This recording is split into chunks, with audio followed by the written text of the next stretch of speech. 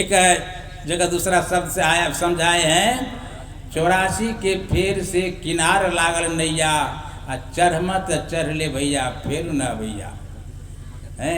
84 लाख जोड़ी भ्रमण करते करते किनारा पर पहुंच गया है। ये मनुष्यतम अंतिम जोड़ी है, ये किनारा है। मनुष्य मानव तन मिला, ये नौका है ये भवसागर पार होने का। अगर इस नौका नाव मिला, इस पर चढ़ लिया, पार हो जाओ तो ठीक है, नहीं तो पुनः 84 जाए, फिर पीछे चला जाए। इसलिए कहते हैं बहुत सोबे जन्म खोबे कहा न मानई मोर, बार बार जगाए दिनो ऐसो हरामी खोर। कहते हैं बार बार साहेब आकर के मानव को जगाए हैं, और अगर नहीं गए, उदाहरण स्वरूप अगर हमारे बाल बच्चा, हमारे कोई मजदूर कि काना नहीं माने, नौकर काना नहीं माने, तो क्या कहते हैं बड़ा हरामी है, नमक हराम है, हैं? इसी तरह हम मालिक के दरबार में, सदगुरु के दरबार में नमक हराम हो गए हैं। क्यों? तो हम कौल करार करके आए कि हम भजन करेंगे और भूल गए तो नमक हराम है कि नहीं? साहब कहते हैं ऐसे नमक ऐसे हरामी खोर, बार बार जगाए दिनों कहा न मानो मोर। आगे कहते हैं देखो तुम कैसे हम कितना अति किए हैं तुम्हारा, तो जठर यगिन से उबार लेनो रक्षा की नव तोर। जठर अगिन, जठर अगिन कहाँ है? माता के गर्भ में हम लोग जो थे 9 महीना 10 दिन, तो जठरा अग्नि के थैला पर हम पड़े थे। मस्तक था अग्नि के थैला पर, हाथ पांव ऊपर। अगर किसी तवा पर किसी को बैठा दिया जाए, जलते हुए तवा चूल्हा पर, क्या हाल होगा?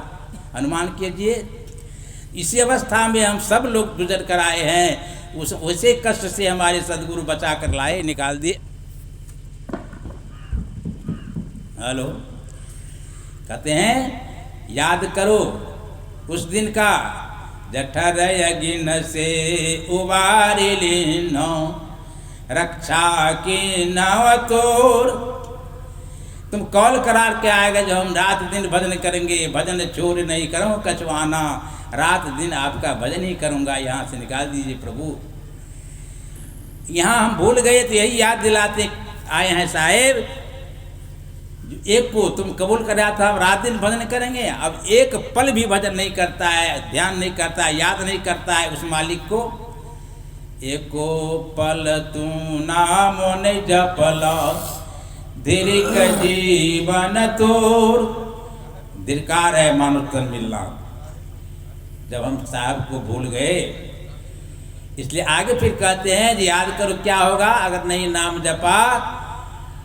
या तेरो रहन नाही 10 द्वार है चोर। मानव तन में जो हम लोग ये अंदर में बैठे हुए हैं, इसमें 10 दरवाजा है। 10 दरवाजा पर गेट पर आप सिपाही खड़ा हुआ है, जिसको चोर कहें। चोर इसलिए कहा गया है तो पता नहीं है आपको, चुपचाप बैठा हुआ है, किसी को मालूम नहीं है। चोर आता है तो पता है कहाँ है, अगल बगल में बैठा हुआ, आपके घर में कहीं कोना में बैठा है, घर वाले को पता नहीं है। तो 10 द्वारे है चोर। और चोर कैसा है? तो आप जब मौका मिलेगा बांध के जम कैद करी है, तो जाओगे कौने ओर?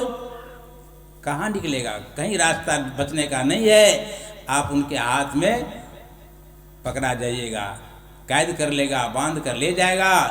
हैं जमदूत आए बांध जब लिन्ने, जम दरबार ठारते किन्ने।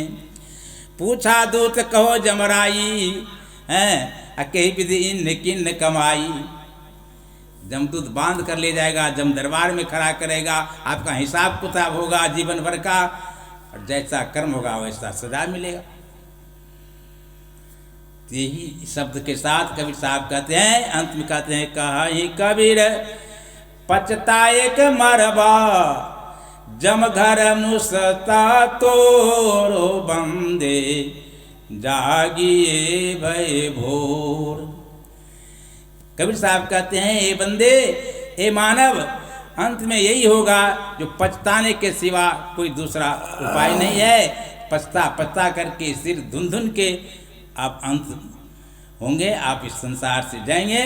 इसलिए सवेर ही चेत जाओ, जितना सवेर हो सके चेत जाना चाहिए, जग जाना चाहिए। इसी जगाने के लिए साहब आते हैं। इसी शब्दों के साथ साहब के बहुत कम समय लेने के लिए तो मैं इतना ही समय देता हूँ। और बहुत साहब हमारे हम सुनना ही ज़्यादा चाहते हैं, और अगर समय रहे तो बोल लें, लेकिन नहीं समय है तो अधिक सुनना ही चाहिए। और एक सूचना मैं दे रहा हूँ, हमारे पास कुछ पुस्तकें हैं, जिन महानुभावों को, जिन जिज्ञासुओं को ज़रूरत हो इसको देखें, पढ़ें और ज़रूरत बुझाए तो लें। एक छोटी सी पुस्तक है, ये है हम लोग जिस पंथ के अनुयायी हैं उस संबंध में इसके बारे में लिखा गया है। सदगुरु कबीर बचन वंश नियमावली।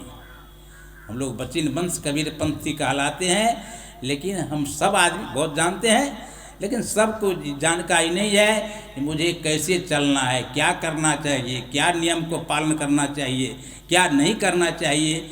इस विषय में इस पुस्तक से जानकारी मिलेगी, नियमावली। दूसरा है सदगुरु कबीर जीवन झांकी, भाग 1 और भाग 2 तरह का पुस्तक है।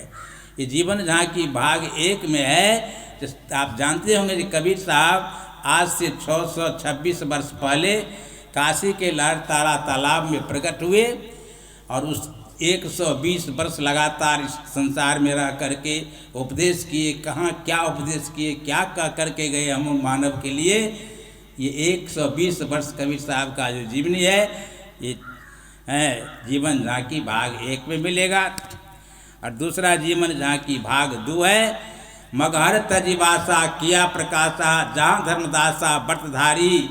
मगहर में शरीर त्यागने के बाद धर्मदास के यहाँ पहुँचे गर्भांधो, और धर्मदास को उपदेश किए हैं।